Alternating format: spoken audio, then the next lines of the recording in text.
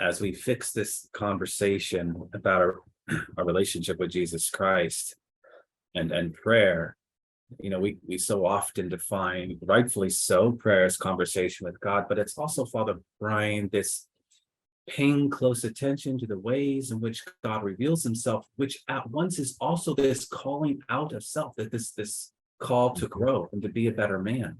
I've talked with a number of men who think about their discernment within the context of, well, on ordination day, I will have arrived. That is my day of not ordination, but my day of holiness, right? As if the time from today to ordination day is without holiness. Holiness is the answer to discernment, to the extent that it's what you pursue each and every day. And even after your ordination day, right? If we were to look at our life as an ascent, up a mountain per se, ordination isn't the top of the mountain, right? The top of the mountain is Judgment Day. That belongs to God. But yes, there are going to be moments as you're climbing that mountain, whether it be your graduation, maybe your day of marriage, your day of ordination, whatever it might be, but it's a constant climb. It's a constant climb.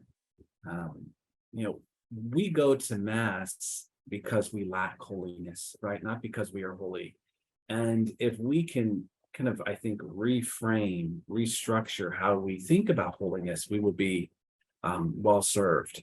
And I speak to that because as I listen to you and I hear the conversations I have with men, there is this need to make sure that we are present to the moment, and we are best present when we are abiding in that relationship with Jesus Christ, pursuing holiness, pursuing that call that's going to set us apart. We live in a world where everyone wants to focus on everyone's uniqueness, but in all the wrong ways. Right? Why don't we just focus on who we are as a child of God and let that be enough? Because each and every one of us, Father Brian, as you know, have a particular concreteness, something that is unrepeatable, and that is who we are as created in the image and likeness of God, as sons of God. And let God bring out all of that uniqueness, but we have to cooperate with that. And we do so by just being present to God and listening to God. So many of the guys I speak with will say, well, I just want to make that decision. I want to know, am I or am I not? Right? And at no point in there are they just simply abiding in him. And I think that's why that image of the kid on the monkey bars is so important. Yes. Right. It's the both, and which is so central to Catholicism. It's the look at me. We're so desperate to be seen. But also it's the affirmation of this is who I am, and I'm just simply going to exist. The little kid is not worried about whether dad's going to catch him. He knows he's going to catch him if he falls. Yeah. Right. We spend an incredible amount of time going, can I arrive? Yeah. Can I get there? Can I do it? Will I be found worthy? Right. What if they don't notice me? For many of us, at times, it's like, if I say no, will they ever look at me again? So I have to be able to do everything that they are asking me to do in discernment, as seminarians, as young priests, right? Will they pass me over from being a pastor? Like all of that, we have to set to the side.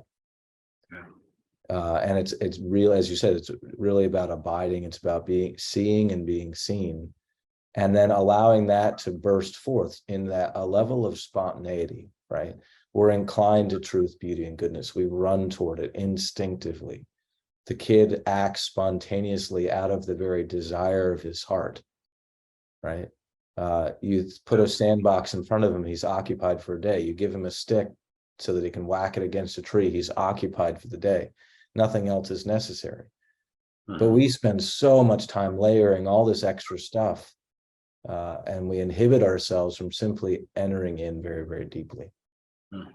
And I think that really means that we need to be thinking about restructuring what we talk about in terms of what's necessary for, quote unquote, being able to arrive at a decision to go to seminary. In many respects, what seminary looks like, and I think in the new program for priesthood formation, a lot of that is happening. Sure. And then also how we're going to eventually live out priesthood in the local church, how we're really going to live a life of discipleship as men.